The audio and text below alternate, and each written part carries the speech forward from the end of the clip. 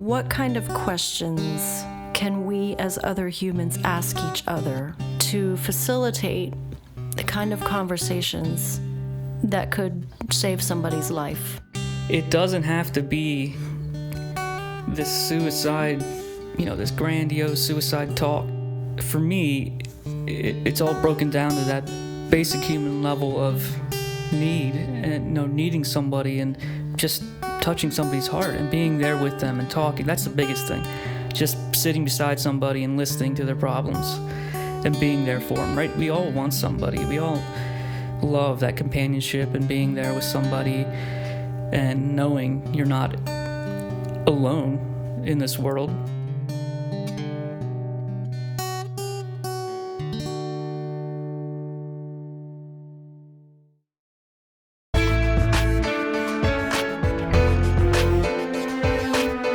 Welcome to the Brand New Me podcast.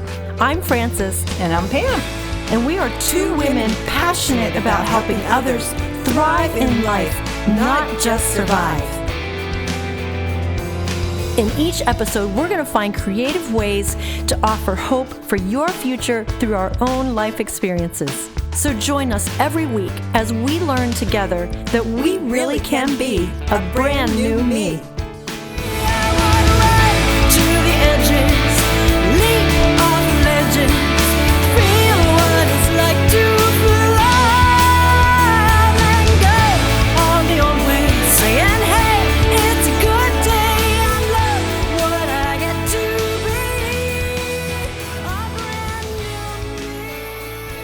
We've been talking in the last few episodes about stirring up creativity and using your art, finding things that you maybe loved to do as a kid and have put them away, getting them back out as part of how we walk through life and how we deal with stuff in life. And the basis of this whole podcast has always been Brand New Me and how people get through stuff. And usually it's been Pam and I talking lately about how we get through stuff. And then we brought in Eric and we've been talking about creativity.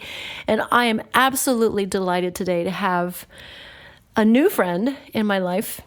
I just met Dan Difava at Hershey, I don't know when it was, April.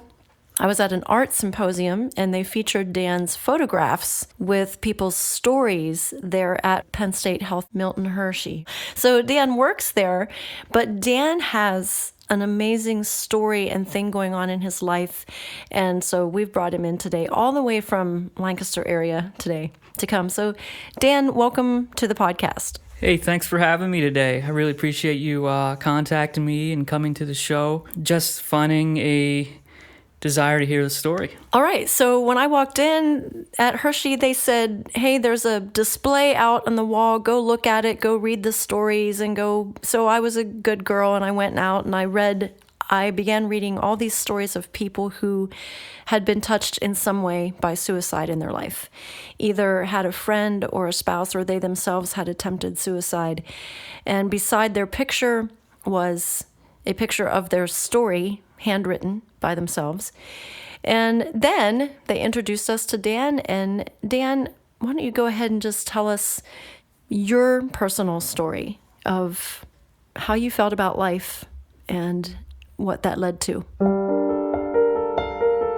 I had dealt with depression most of my life. There were circumstances that happened throughout life that weren't necessarily hugely traumatic, but things tend to build up and you don't know how to handle them. They started building up through my life, and it came to a point to where I just couldn't handle it anymore. I had gone through a good relationship that ended badly. I didn't know how to handle certain things. I wasn't mature. I wasn't given the right structure to handle things that were going on. So this relationship ended. I went into a deep depression. It was like a dam that was built up all those years, cracking and letting loose. I attempted to take my own life multiple times during that time. I would say 5, maybe more times. And I ended up just crying out for help that whole time. There was people that you would try to talk to that wouldn't know how to handle it, and that's understandable. This is a huge topic and a huge thing to put on anybody's shoulders. So that they would, go about their life. They would stop and talk, then go on about their life trying to help, but they just weren't, equipped. So I reached out to my mother one day saying that I was going to attempt, and I reached out to my doctor that day too, my epilepsy doctor. I have epilepsy, and they both felt it was proper, I guess the word is, to call out to the police and a nearby mental health facility.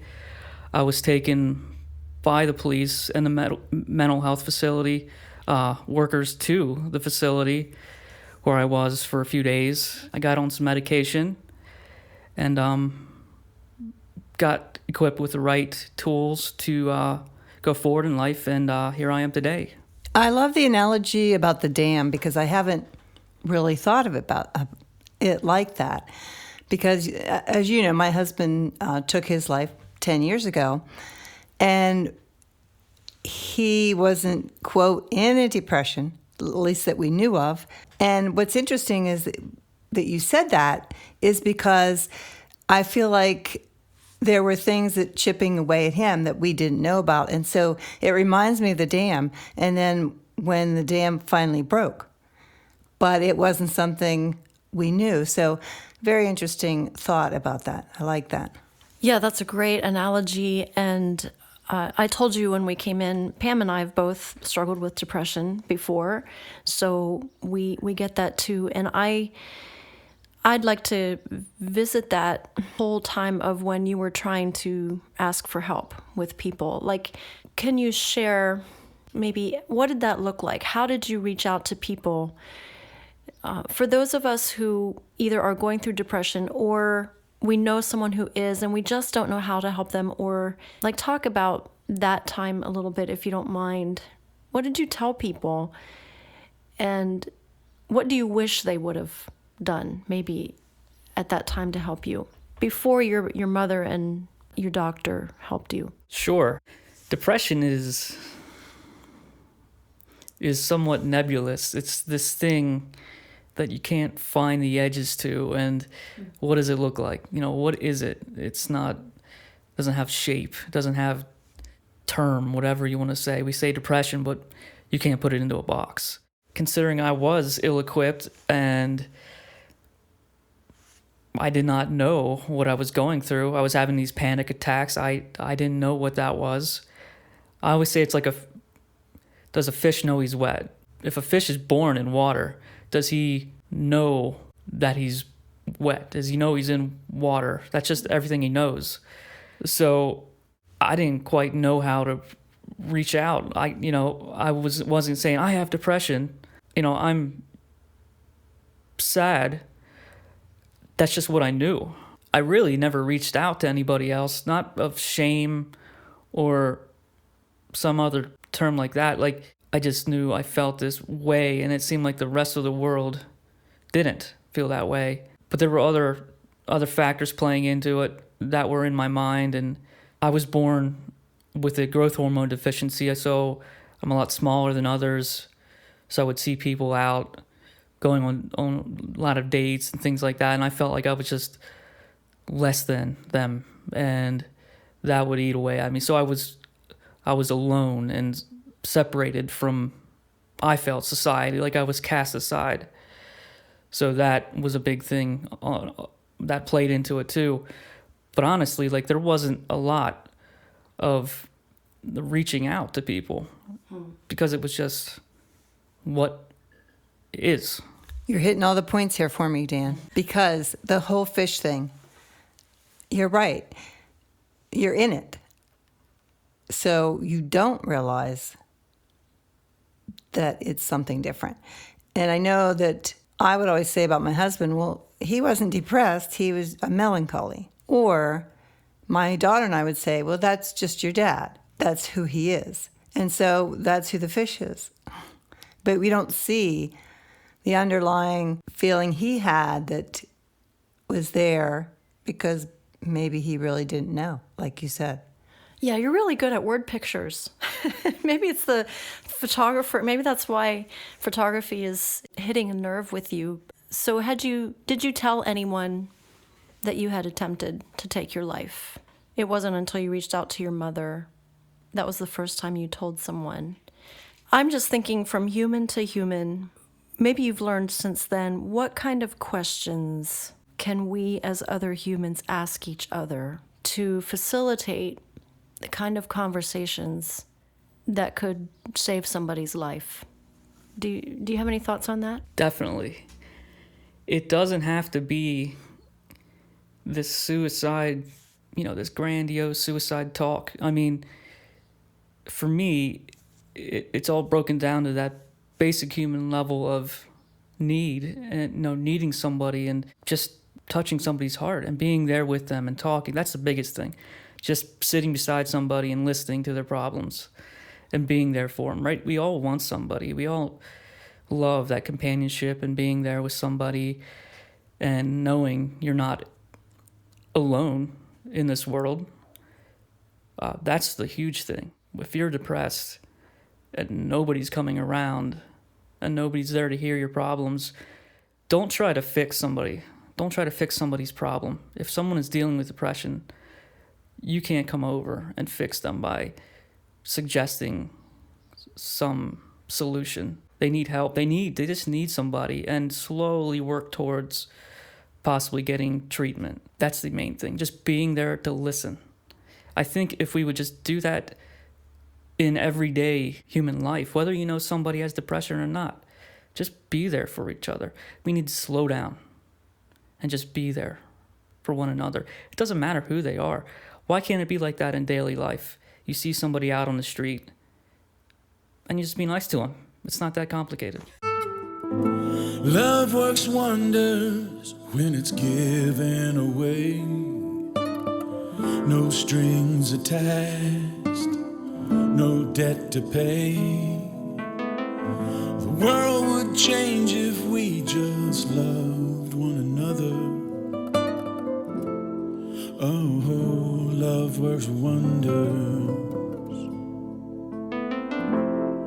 Oh, love works wonders.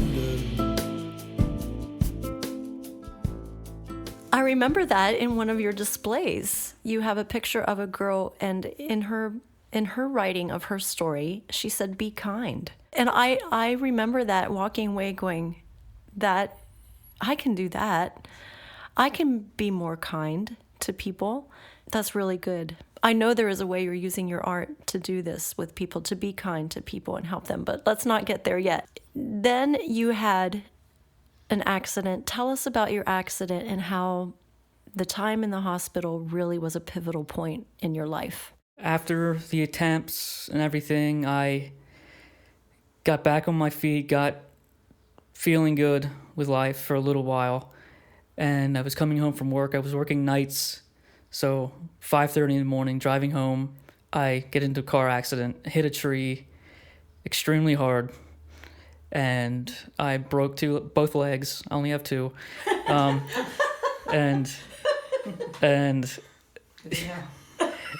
That's good. But you only have two. All right. So yeah, I broke both legs, a bunch of ribs, my nose, gashed my head open really bad, and I was laid up for 3 months. I spent a few weeks in the hospital. I stayed at my mom's house the rest of the time, and when you're all busted up like that, there's not much to do. I watched a lot of Netflix, and during that time, I've seen some documentaries on photographers. One was called Everybody Street.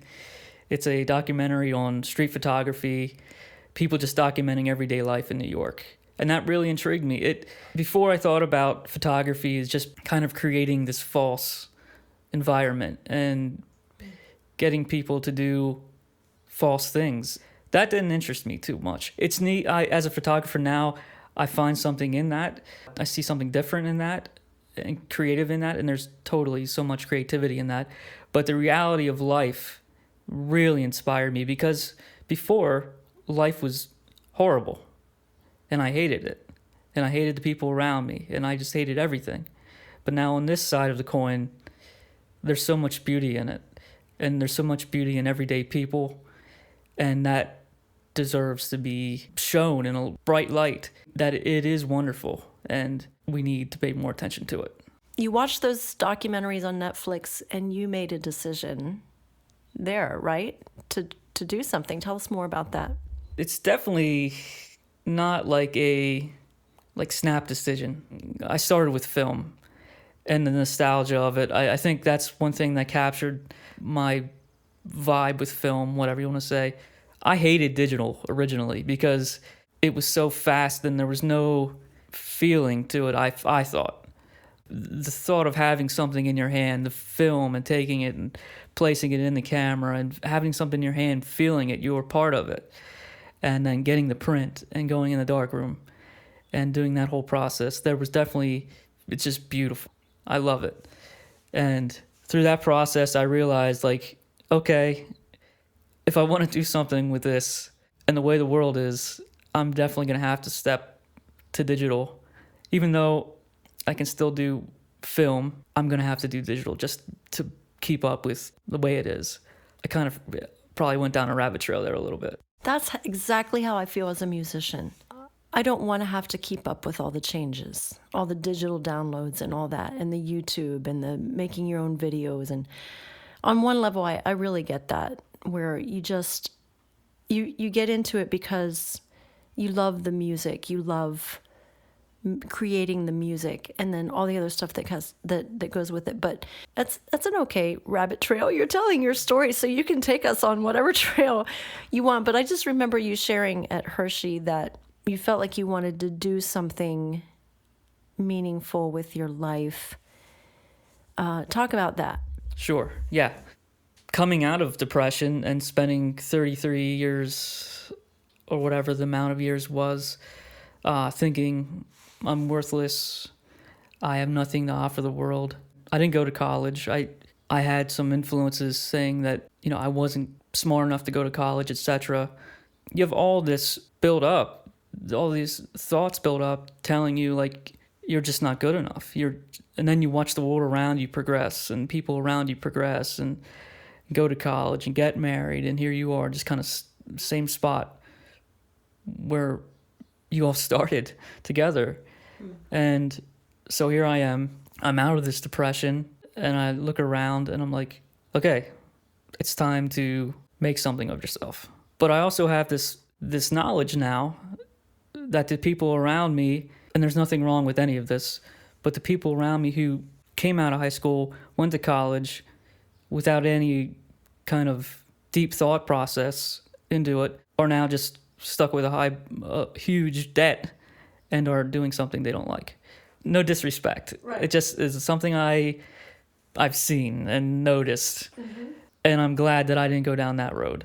I didn't have any clue what I was doing or would have gone and done, but I know it wouldn't have been based off of what I wanted or what I needed to do. It would have just been a snap decision, and I probably would have ended up in that same position. But now here I have all these years of knowledge, and I'm at this point where I'm wiser and I can make a choice to do whatever I want, and this is what I'm doing. I love that, because I feel like kids that graduate from high school, they go to college, they sometimes don't have a clue what their real passion is. And I guess it takes a little bit of life to find out what you're passionate about. And so that gave you the opportunity not to spend thousands and thousands of dollars on school. And then you revealed your passion anyway. So that's a great lead. And why don't you just tell us what you do? What is Stigma People?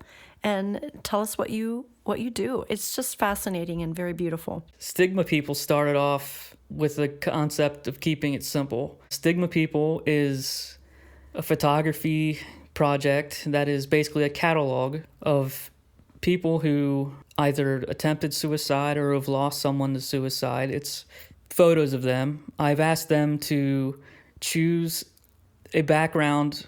The background of the photo is somewhere they have chosen, somewhere that brings them peace of mind, somewhere they go to just decompress from the world, maybe somewhere they go to honor someone they loved that have taken their own life. And paired with the photo is a handwritten letter that they've written that just tells a little summary of their story, and possibly on the end of that story is a little blurb of advice for those looking on to the project, the story, their story and their photo. Just maybe like, hey, if you're going through this, it'll be okay.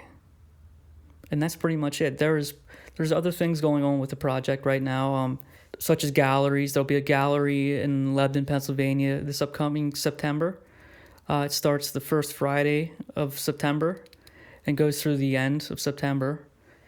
And there's some other things going on that you'll just have to wait and see. I was very moved by the exhibit that you had.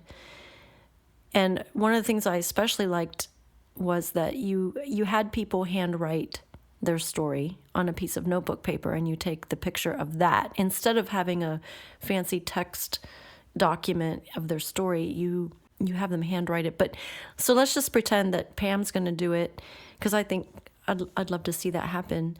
Tell us what you do with her, like how that would work. The whole purpose of this is to dig down deep on a personal, deep human level. And if that is not accomplished, then I feel I have failed. So this whole thing is not meant to just be a piece of paper and a picture. Mm-hmm. If this is not invoking something in everybody involved, myself, Pam, for example, and the people looking on, then I've failed. It's not just meant about the picture and the paper. That being said, first thing I would do with Pam is I would sit down with her over a cup of coffee or whatever it may be, and we would just talk. I would share my story because I'm a suicide survivor, and I would just lay it out. That's the first thing I do. It's such an awkward thing to start off with and tell somebody about some of the darkest things in your life. That's a hard tension to break originally in a conversation. So I just start off with what I went through, and it really eases the tension, and it really brings everybody down to a level where hey, he's gone through this too. I can open up a little bit. So that's the first thing I would do. And we would just get to know each other. And then secondly, after that, and after we come to the conclusion that she would be interested in doing the project, I would just have her think about where she may like to do the photo. If she liked gardening or something like that, eventually go and take the picture maybe in her garden or something like that as a backdrop. Every part of the photo means something. It is not just a snap decision to say, hey, look at this picture I've taken. I don't care if the photo is perfect or not in a photographer's eyes, some great photographer's eyes. It's not about the photo. It's about the people and the story and how it's told. We would take that picture and I would edit it, I try not to edit too much because it's supposed to be real, but I would do what I would have to do to that. And I would, when we would leave that photo shoot, I would ask her to think about her story and how she wants to write it. It doesn't have to be all in the same day. I give everybody ample time to think about what they want to write and, use their heart and their mind to get all this stuff out. Then I would just get the letter from her, frame it, and then we're pretty much done. So it's pretty much just an initial meeting, a photo shoot, and then the letter that needs to be written. Yeah, I hope I didn't make it sound like it's a glamour shot or something. I didn't mean that at all. In fact, that's what really impressed me when you shared your story. When I read the stories and looked at the pictures, my heart was moved to, one, be more kind, to be more aware that you just don't know what people are walking through, and to just be more aware. And of course, I said, I've been touched by depression and suicide in my own life. So there was that connection. There's a piece of the story you told that day that I haven't heard yet, and maybe I just didn't ask a good question. The whole reason you got into this, Stigma People, wasn't to exploit people or, and you don't even make money from this. This is a heart project. As I recall, it was a big step for you to sit down with other people who are experiencing things like this. And what you do gives kind of a, hey, me too, I struggle too. And let's just all be more sensitive to the fact that we probably all struggle, just very few people talk about it. That's the piece of the story that I wanted to hear yet. There was a point in there between when I was laid up in bed after the accident, and I came to the conclusion and the awareness that I wanted to do photography, and I had gotten better, from the wreck and started shooting, photography. There's definitely that uprising within me that was saying, okay, you need to do something. You have this photography bug, and you've went through suicide. Now, what are you going to do with this? And I did not know. I had no clue. And there's a gentleman that I know who has become somewhat of a mentor to me. He's in his 80s, and he's full of wisdom. And we sat down at breakfast one day, and I told him, this is what I'm feeling, the photography bug, the suicide experience, and I want to combine the two. And I don't know how to do it. He's not one to mess around, okay? We'll just say that. We left breakfast. I got a phone call from him.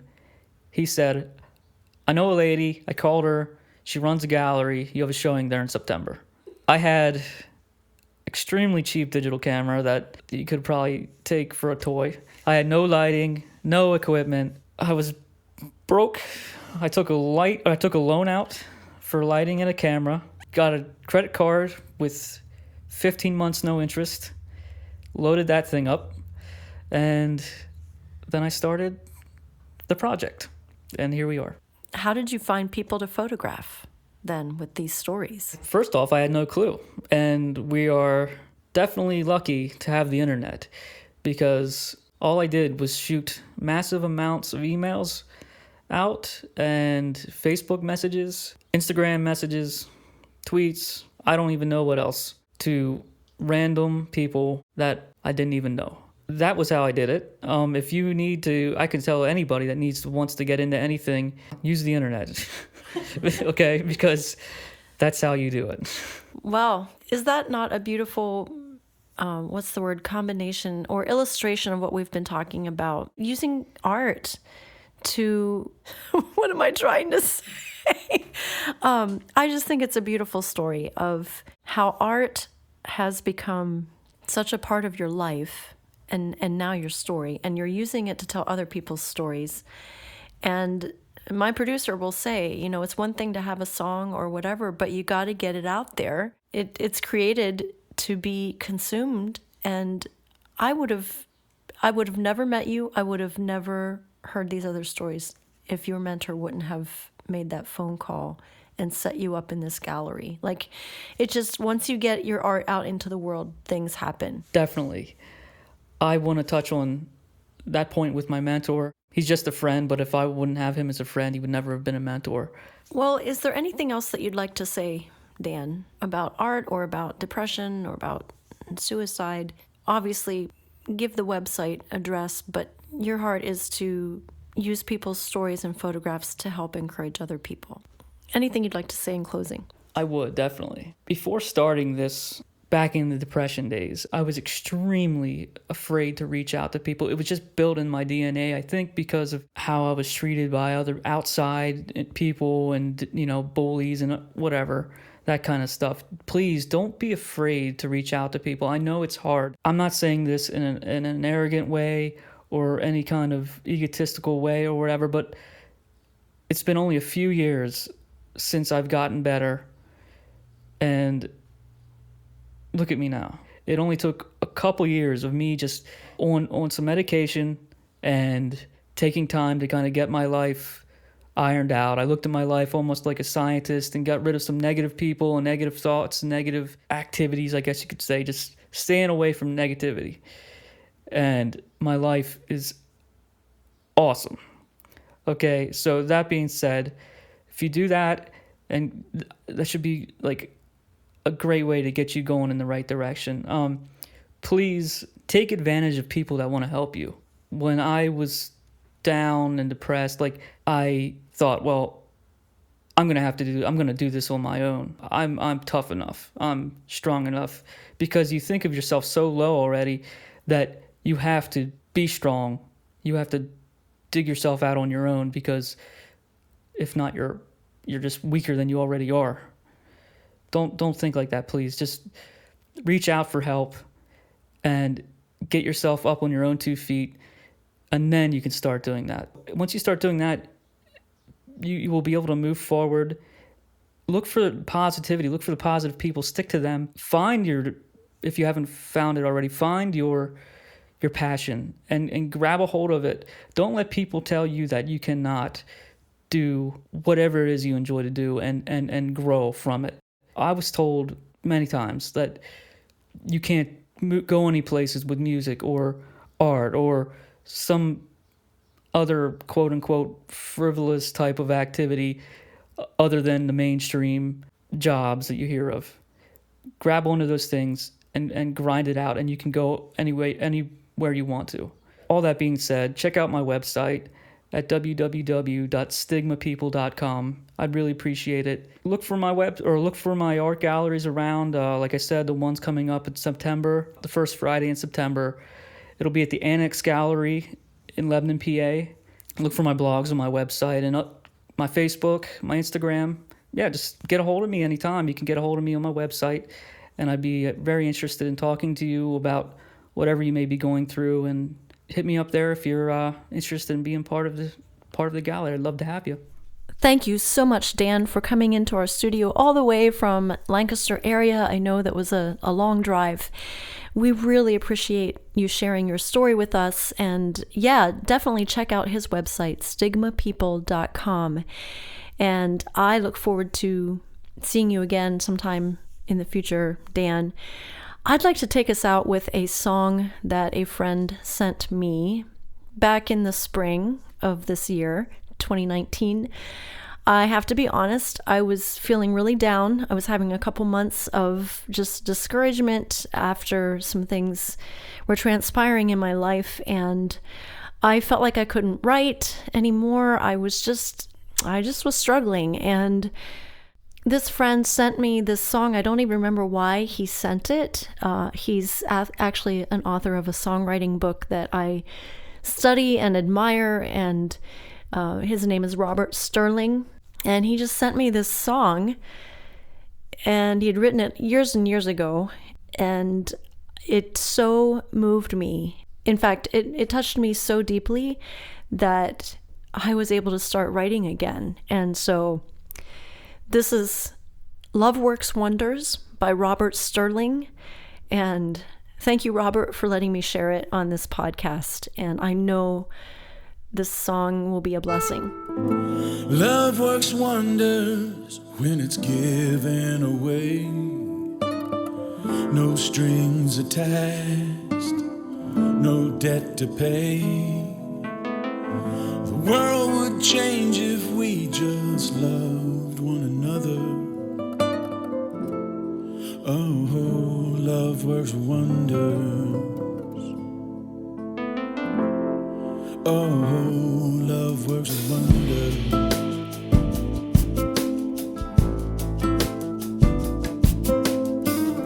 Love works wonders when it's given away. No strings attached, no debt to pay. The world would change if we just loved one another. Oh, love works wonders. Oh, love works wonders.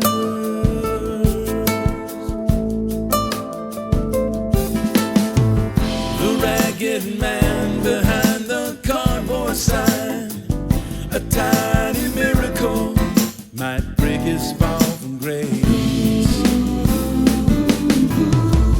And I'm so busy I can't find the time to buy a meal or touch his hand or look him in the face. Love works wonders when it's given away. No strings attached, no debt to pay. The world would change if we just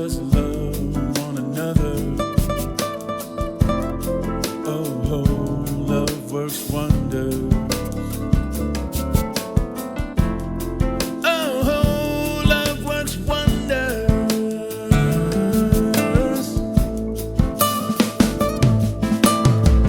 I met someone who does not think like me. She does not act like me or look like me at all.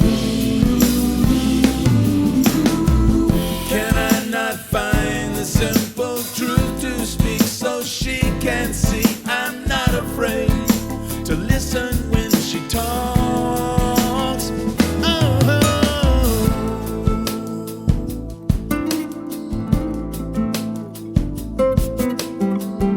love works wonders when it's given away.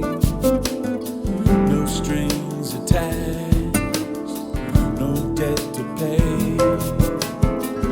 The world would change if we just loved one another. Oh, love works wonders. Oh, love works wonders.